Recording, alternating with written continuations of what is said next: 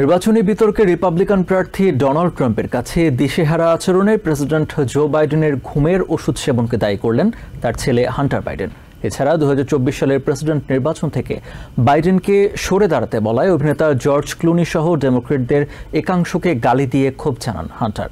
Trump প্রশাসনের অভিবাসন নীতির কড়া সমালোচনা করে এল সালভাদরের কুখ্যাত কারাগার সিকটকে নাৎসি জার্মানির কনসেন্ট্রেশন ক্যাম্পের সাথে তুলনা করেন জো বাইডেনের ছেলে। তিনি বলেন, অভিবাসীদের বিরুদ্ধে ঘৃণা উস্কে দিয়ে দেশকে বিভক্ত করে রাজনৈতিক ফায়দা হাসিল করছে ট্রাম্প প্রশাসন। প্রেসিডেন্সিয়াল নির্বাচনের প্রার্থীদের জন্য এক ক্রান্তিকাল ছিল 2024 সালের জুন মাস। বিতর্কের মাধ্যমে যুক্তিতর্ক দিয়ে প্রতিপক্ষের কৌশলে টেক্কা দিতে পারলে তবেই মিলবে নির্বাচনী তোড়িপাড় করার মতো যথেষ্ট জনসমর্থন।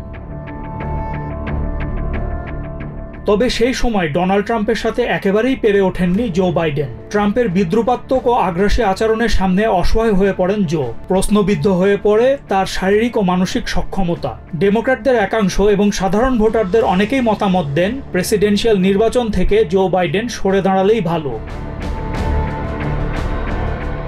তবে তার ছেলে হান্টার বাইডেন মনে করেন, নিয়মিত অ্যাম্বিয়েন নামক ঘুমের ওষুধ খাওয়ার কারণেই জো বাইডেনের মানসিক সক্ষমতা কমে গেছিল। প্রেসিডেন্সিয়াল বিতর্কের ঠিক আগে ঘুমের ওষুধ খেয়ে স্টেজে ওঠার কারণে ট্রাম্পের সামনে দিশেহারা হয়ে পড়েন জো বাইডেনকে 2024 সালের প্রেসিডেন্সিয়াল নির্বাচন থেকে সরে দাঁড়াতে অনুরোধ করায় অভিনেতা জর্জ ক্লুনি সহ ডেমোক্র্যাটদের একাংশকে গালি দিয়ে ক্ষোভ ঝেড়েছেন হান্টার। বাইডেনের যোগ্যতাকে প্রশ্নবিদ্ধ করায় সাবেক ওবামা প্রশাসনের হোয়াইট হাউস কর্মকর্তা ডেভিড অ্যাক্সেলরডকেও গালি দিলেন হান্টার।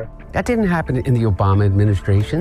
এছাড়া ট্রাম্প প্রশাসনের অভিবাসন নীতির কড়া সমালোচনা করে এল সালভাদরের কুখ্যাত কারাগার সিকটকে নাৎসি জার্মানির কনসেন্ট্রেশন ক্যাম্পের সাথে তুলনা করেন হান্টার।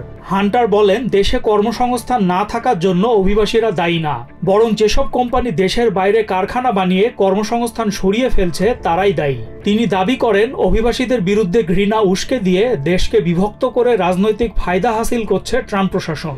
নিজের ল্যাপটপ নিয়ে বিতর্ক প্রসঙ্গে হান্টার বাইডেন বলেন, সেখানে অপরাধমূলক কিছুই পাওয়া যায়নি। জো বাইডেনের প্রেসিডেন্সিয়াল প্রার্থিতা ক্ষতিগ্রস্ত করতেই রিপাবলিকানরা ল্যাপটপ নিয়ে বিতর্ক তৈরি করেছে বলে মন্তব্য করেন হান্টার।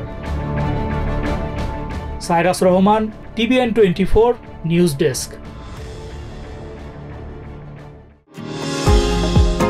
নিউ ইয়র্ক থেকে সম্প্রচারিত TVN 24 টেলিভিশন বিশ্বজুড়ে বাঙালির কণ্ঠস্বর।